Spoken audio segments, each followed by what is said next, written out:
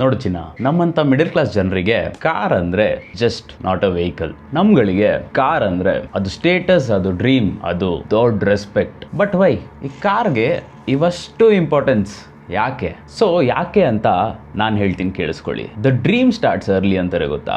ನಾವು ಚಿಕ್ಕವರಾಗಿರ್ಬೇಕಾದ್ರೆ ಈ ಬಸ್ಗಳಲ್ಲಿ ಟ್ರಾವೆಲ್ ಮಾಡಿರ್ತೀವಿ, ಆಟೋ ಅವ್ರ ಹತ್ರ ಬಾರ್ಗೇನ್ ಮಾಡಿರ್ತೀವಿ. ಸೊ ಮಳೆಗಾಲದಲ್ಲಂತೂ ಕೇಳಲೇಬೇಡಿ, ಟ್ರಾನ್ಸ್ಪೋರ್ಟಿಸಮ್ಗೆ ವೆಯ್ಟ್ ಮಾಡ್ತಾನೆ ಇರ್ತೀವಿ. ಸೊ ಆ ಒಂದು ಮೂಮೆಂಟ್ ಅಲ್ಲಿ ಪ್ರತಿಯೊಬ್ಬರಿಗೂ ಅನ್ಸಿರುತ್ತೆ, ನಮ್ಮ ಹತ್ರ ಒಂದು ಸ್ವಂತ ಕಾರ್ ಇದ್ದಿದ್ರೆ ಚೆನ್ನಾಗಿರೋದಲ್ವಾ ಅಂತ.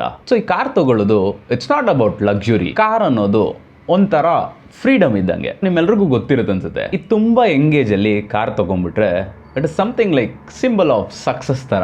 ಈ ಮಿಡಿಲ್ ಕ್ಲಾಸ್ ಲೈಫಲ್ಲಿ ಸಕ್ಸಸ್ ಅಂತ ಮೆಜರ್ ಮಾಡೋದು ತುಂಬಾನೇ ಸಿಂಪಲ್. ಹೇಗೆ ಗೊತ್ತಾ?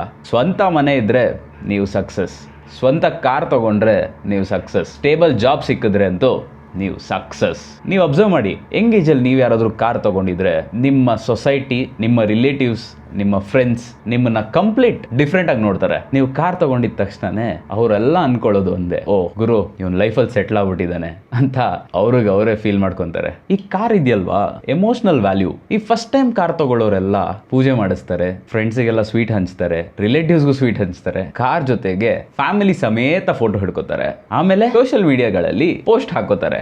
ಯಾಕೆ ಗೊತ್ತಾ? ಈ ಕಾರ್ ಅನ್ನೋದನ್ನ ನಾವುಗಳು EMI ತರ ಅಳತೆ ಮಾಡಿರಲ್ಲ.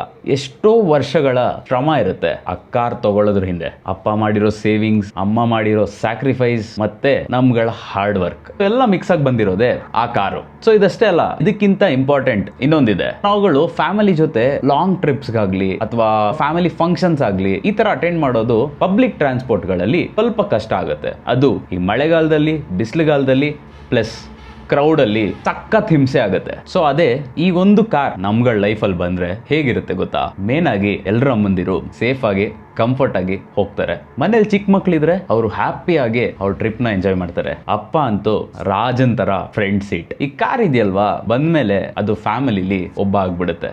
ಆದ್ರೆ ಈ ಎಲ್ಲಾ ಇಮೋಷನ್ಸ್ ಗಳಿಂದ ಒಂದು ರಿಯಾಲಿಟಿ ಚೆಕ್ ಇದೆ. ಇದ್ರಲ್ಲಿ ಸತ್ಯ ಏನಂದ್ರೆ, ಕೆಲವೊಂದ್ಸಲ ನಾವುಗಳು ಏನ್ ಮಾಡ್ತೀವಿ, ಕಾರ್ ಅನ್ನೋದನ್ನ ನಮ್ಮ ಫ್ಯಾಮಿಲಿಗೆ ಅಲ್ದಿರೆ ಸೊಸೈಟಿಗೋಸ್ಕರ ತಗೊಂಡ್ಬಿಟ್ಟಿರ್ತೀವಿ. ಸೊ ಆಗ ನಾನು ಲಾಸ್ಟ್ ಎಪಿಸೋಡಲ್ಲಿ ಹೇಳಿರೋ ಥರ ನಮ್ಮ ತಲೆ ಮೇಲೆ ಸ್ಟ್ರೆಸ್ಸು, ಪ್ರೆಷರು, EMI ಈ ಮೂರು ಬೀಳುತ್ತೆ. ಸೊ ಈ ಥರ ಸಿಚುವೇಶನ್ಸ್ಗಳು ನೋಡಿದಾಗ ತಲೆಗೆ ಈ ಥರ ಕ್ವಶನ್ಸು ಬರುತ್ತೆ. ಕಾರ್ನ ಮನೆ ಕಂಫರ್ಟಬಲ್ಗೋಸ್ಕರ ತೊಗೊತಾ ಇದ್ದೀವಾ ಅಥವಾ ಸೊಸೈಟಿ ಮುಂದೆ ಶೋಕಿ ಮಾಡೋಕ್ಕೆ ತೊಗೊತಾ ಇದ್ದೀವಾ ಅಂತ. ನಮ್ಮಂಥ ಮಿಡಲ್ ಕ್ಲಾಸ್ ಜನರಿಗೆ ಕಾರ್ ಅಂದರೆ ಇಮೋಷನ್, ಅದು 100% ಸತ್ಯ. ಅದನ್ನ ಯಾವುದೇ ಕಾರಣಕ್ಕೂ ಇಗ್ನೋರ್ ಆಗಲ್ಲ. ಬಟ್ ಇನ್ನೊಂದು ನೆನ್ಪಿಟ್ಕೊಳ್ಳಿ, ಕಾರ್ ಯಾವತ್ತು ನಮ್ಮ ಕಂಫರ್ಟಬಲ್ಗೆ ಆಗ್ಬರ್ಬೇಕು. ಕಾರಿಂದ ಪ್ರೆಷರ್ ಕ್ರಿಯೇಟ್ ಆಗಬಾರ್ದು. ಕಾರ್ ತಗೊಳ್ಳೋದ್ರಿಂದ ಹ್ಯಾಪಿನೆಸ್ ಸಿಗ್ಬೇಕು, ಕಾರ್ ತಗೊಳ್ಳೋದ್ರಿಂದ ಹ್ಯಾಪಿನೆಸ್ ನ ಕಳ್ಸೋ ತರ ಇರಬಾರ್ದು. ಸೊ ಈ ಮಾತುಗಳನ್ನ ನಾನು ಏನಕ್ಕೆ ಹೇಳ್ತಾ ಇದ್ದೀನಿ ಅಂದ್ರೆ, life is not about what you drive, life is all about where you are going.